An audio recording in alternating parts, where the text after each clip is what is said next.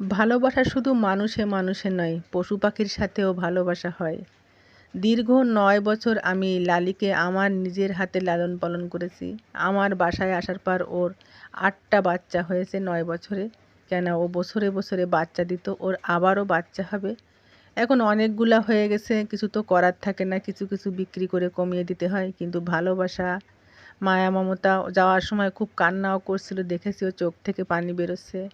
আবার গোয়ালে আরও দুটো বাচ্চা আছে, তারাও খুব চিৎকার চেঁচামেচি করছে।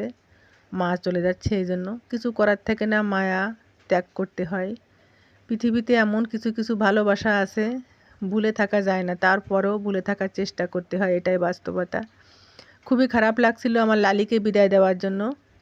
আমি আড়াল থেকে একটু ভিডিও করলাম, ওকে নিতে চলে আসছে। সকালবেলা একটা গাড়ি চলে আসছে ভোর 6টার দিকে। যেখানে থাকিস লালি, তুই ভালো থাকিস, আমার উপর কোনো অভিমান করিস না, আমাকে তুই মাফ করে দিস। কিছু করার নেই, এটাই তোদের জীবন, তোদের এখানে বিচার শেষ।